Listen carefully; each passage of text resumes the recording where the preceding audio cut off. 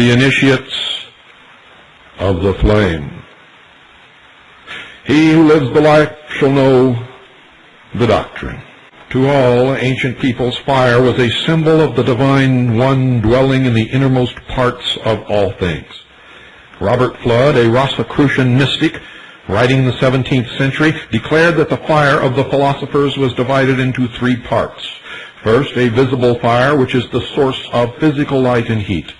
Second, an invisible or astral fire, which enlightens and warms the soul. Third, a spiritual or divine fire, which in the universe is known as God and in man as Spirit. The initiates, who took their oaths in the presence of the flame, renounced the lesser concerns of ordinary life, and freed from the attachments of this material sphere, these purified souls became custodians of that symbolic flame of wisdom which they say is the true light of the world. This light is a manifestation of what they call the one universal life, that active agent whose impulses are the cause of all sidereal phenomena. Where in antiquity this flame of light, this spirit fire, was the object of a universal adoration and was worshipped as the very presence of God himself, it now lies buried beneath the ruins of man's fallen temple. Obscured by the paramount interests of the flesh, it emits but the faintest gleam in this non-philosophic age, except hidden behind the veil of the mysteries, practiced in secret in the depths of the night in the lodge, carried in symbolism and mystery throughout the world. The great white brotherhood, I can assure you, lives and is in control. Few realize that even at the present stage of civilization in this world, there are souls who, like the priests of the ancient temples, walk the earth and watch and guard the sacred fires that burn upon the altar of humanity. They call themselves purified ones. They are who have renounced the life of this sphere in order to guard and protect the flame, that spiritual principle in man now hidden beneath the ruins of his fallen temple. And all this symbolic mumbo-jumbo means is secular humanism, the concept that man himself is God. You see, they not only lie to you, they not only deceive you, they not only manipulate you, but they lie to themselves, they deceive themselves, and they manipulate those below them. And as we think of the nations that are past, of Greece and Rome and the grandeur that was surely Egypt's, we sigh as we recall the story of their fall, and we watch the nations of today, not knowing which will be the next to draw its shroud around itself and join that great ghostly file of peoples that are dead. But everywhere, even in the rise and fall of nations, we see through the haze of materiality, justice. Everywhere we see reward not of man, but of the invincible one, the eternal flame. The eternal flame that burns in mockery upon the grave of our fallen president, John F. Kennedy. The eternal flame that stands atop the obelisk in Dealey Plaza. The fire that burns on the sacred altar of Cosmos, that great fire which is called the never-dying Spirit of God, the Son, spelled S-U-N, lest there be any fools listening. If we turn again to the races now dead, we shall, if we look, find the cause of their destruction.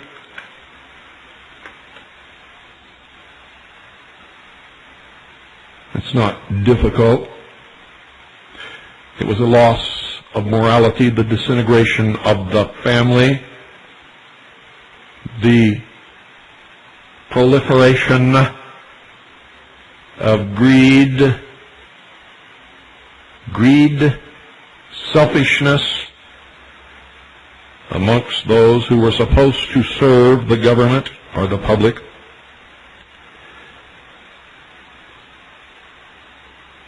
Degeneracy, lust and passion, hates and fears crept into the souls of Greece and Rome, and black magic overshadowed Egypt.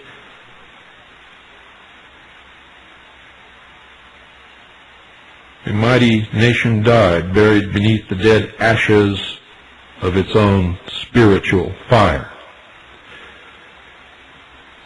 But the flame did not die. The flame has never died, like spirit, of which it is the essence. It cannot die, because to the mysteries it is life, and life cannot cease to be. In some wilderness of land or sea it rested once again, and there rose a mighty nation around that flame. So history goes on through the ages. As long as people are true to the flame, it remains. And when they cease to nourish it with their lives, it goes on to other lands and other worlds. Those who worship this flame are now called heathens, and this is why they hate Christians. Christians call them heathens. Little do they realize that they are heathen themselves. And I'm talking about those who call these heathens.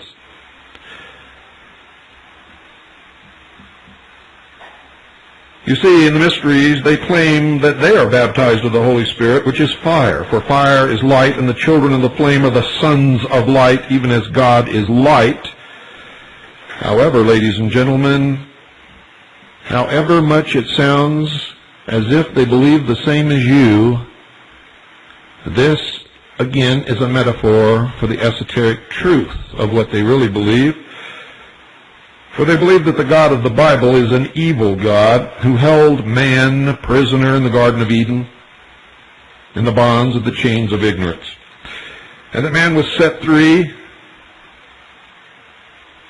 given his opportunity by Lucifer through his agent Satan with the gift of intellect. And that Lucifer is the God of light, not Jesus Christ, who said, I am the way, the truth, and the light.